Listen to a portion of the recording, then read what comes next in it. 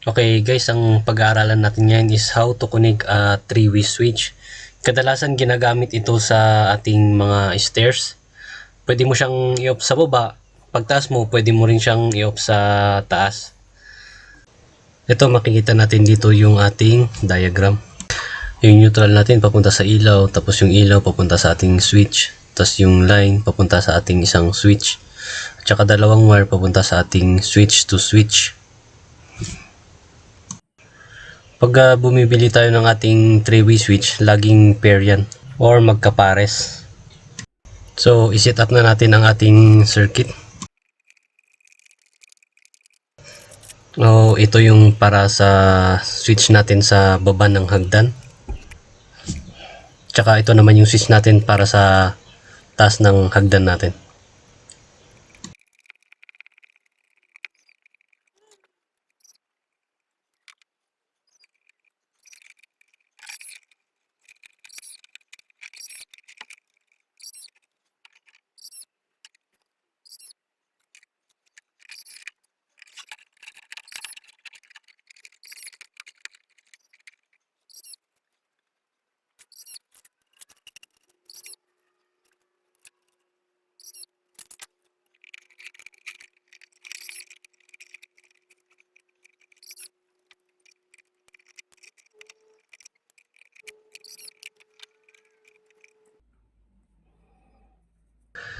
I-connect na natin ang ating wire galing sa ating circuit breaker papuntang receptacle, sa neutral papunta sa ating receptacle.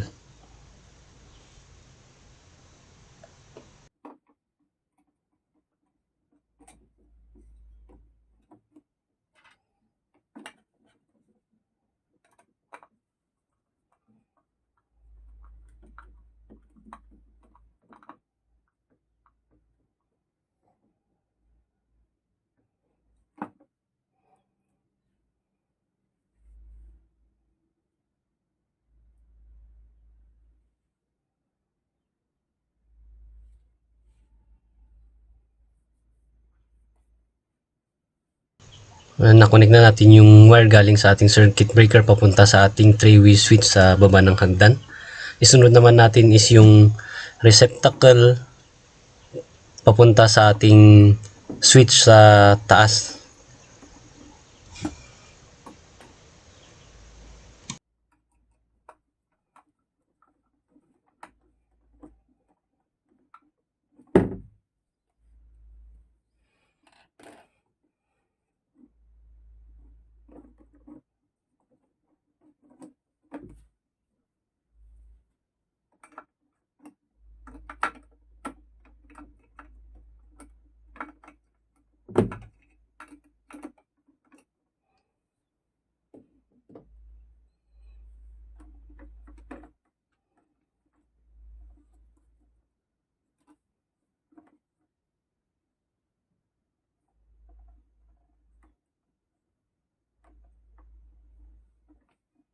Okay guys, i-connect na natin yung wire natin galing sa circuit breaker papunta sa ating three-way switch sa baba ng hagdan.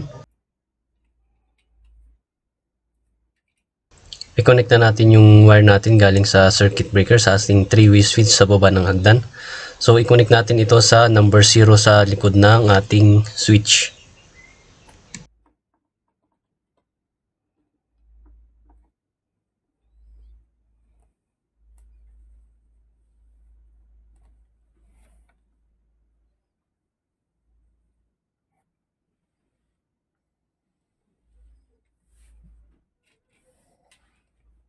Sunod naman natin i-connect yung wire galing sa ating receptacle papunta sa ating three-way switch sa taas ng hagdan. So yung wire natin is i-connect din natin sa number 0 sa likod ng ating three-way switch.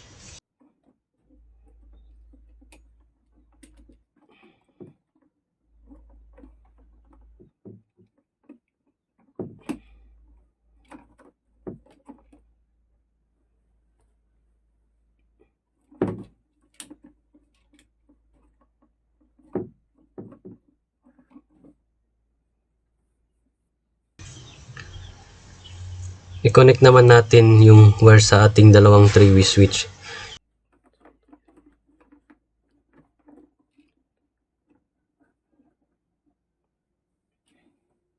Yung number 1 sa likod ng 3-way switch sa baba ng hagdan, i-connect din natin sa number 1 sa likod ng 3-way switch sa taas ng hagdan.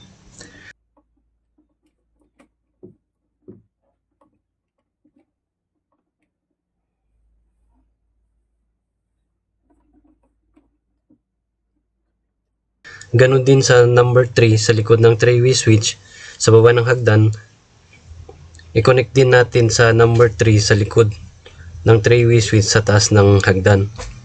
Or vice versa, pwede rin silang magkapalit. Number 1 papuntang number 3 or number 3 papuntang number 1.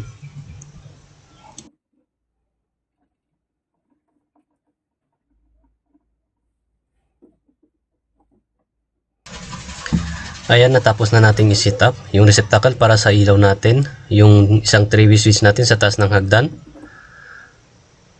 yung 3-way switch natin sa baba ng hagdan. Ayan, lagyan natin ng ilaw para matest natin yung ating ginawa.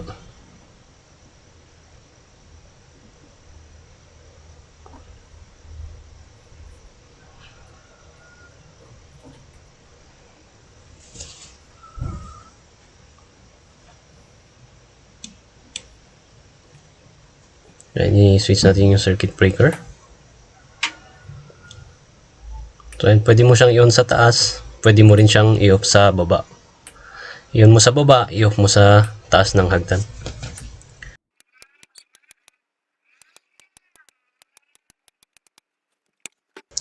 Iayos na natin ang ating receptacle at saka yung switch natin para magandang tingnan.